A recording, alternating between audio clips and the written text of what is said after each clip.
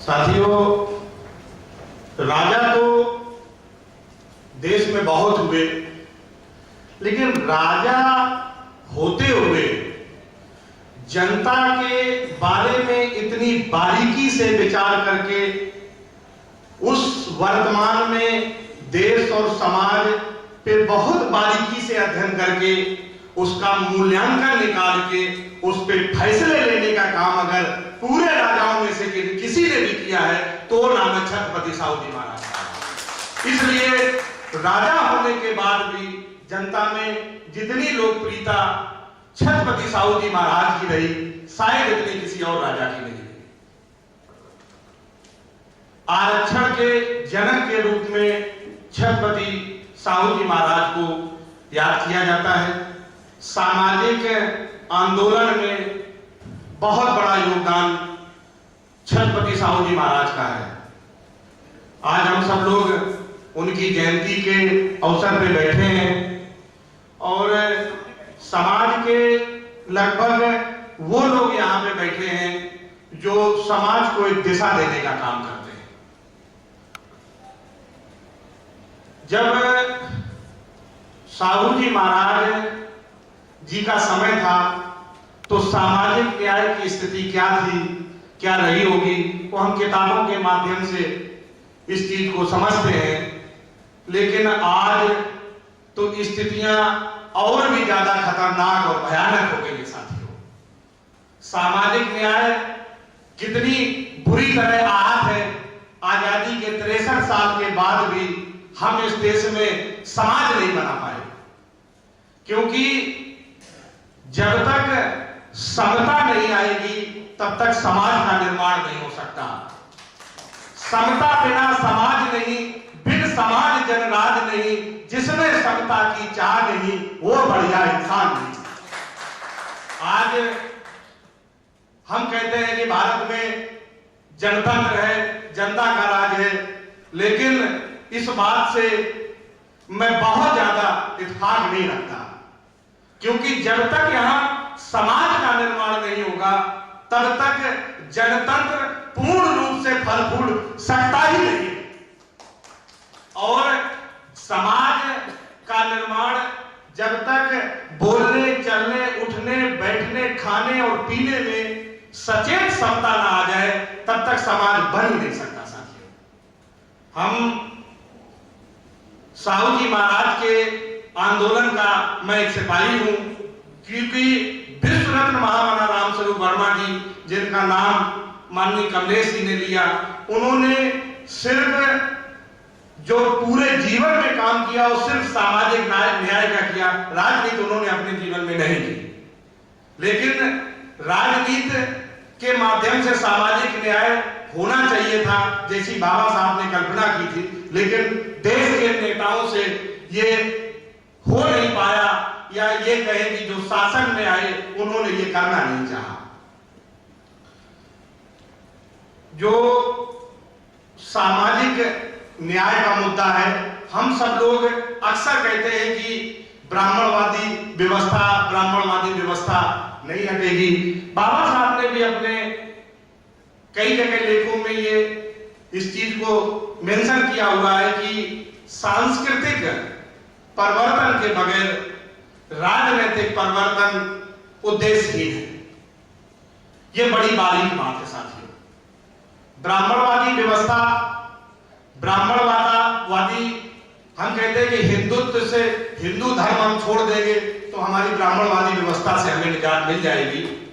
इस बात से मैं सहमत नहीं हूं साथियों, क्योंकि हिंदू कोई धर्म है ही नहीं।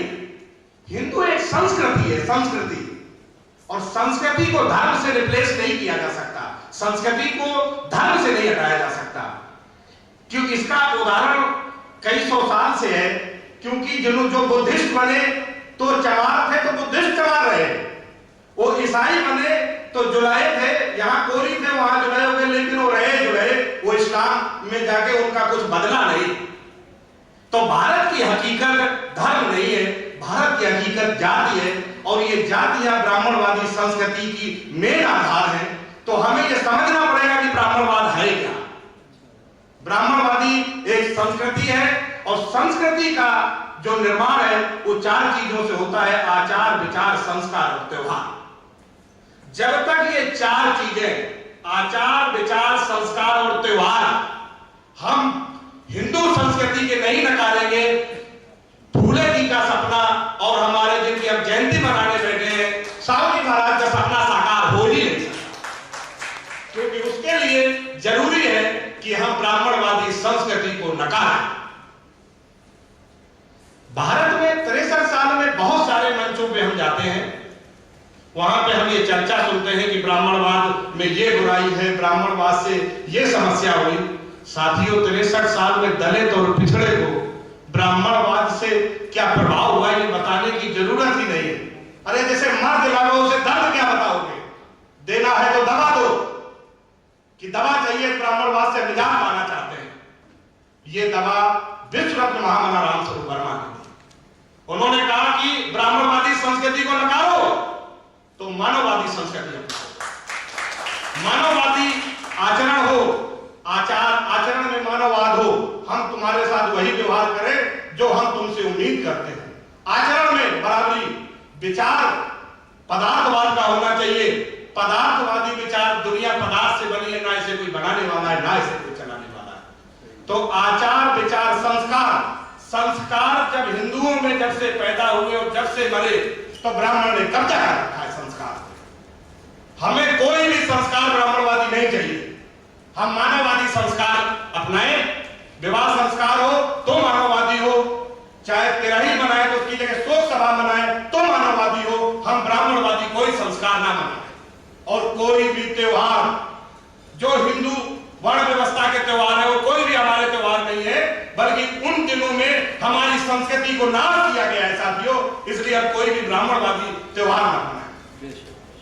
जब तक आचार, विचार, संस्कार और त्योहार हम मानववादी नहीं अपनाएंगे, ब्राह्मणवादी नहीं छोड़ेंगे, तब तक संस्कृति नहीं जाएगी। लाख सत्ता बदल लीजिए, जिसकी संस्कृति होती है उसकी सत्ता होती है, क्योंकि सत्ता का निर्माण संस्कृति से होता है। जितनी मर्जी सत्ताएं बदल जाए, जितने मर्जी समाजवाद से नेता पैदा कर लीजिए, जाके बीजेपी और कांग्रेस की दुकानों में ही जाके बिकेंगे, क्योंकि संस्कृति ब्राह्मणवादी है। तो जरूरत है तो इस ब्राह्मणवाद के जड़ में नत्था डालने की जरूरत है। अगर ये काम हम नहीं कर पाए तो कितनी भी जयंती मनाए, साहू जी महाराज का सपना पूरा नहीं हो सकता साथी। साहू जी महाराज का सपना ब्राह्मणवाद को नष्ट नाबूद करने का सपना था। तो ये हम लोगों के ऊपर जो जिम्मेदारी है, आज यहाँ जितने लोग बैठे हैं, हम सब लोगों के ऊपर ये जिम्मेदारी है कि ब्राह्मणवादी संस्कृति को खोद के गाड़ देना है और उसकी जगह पे मानववादी संस्कृति हम लोगों को स्थापित करनी है।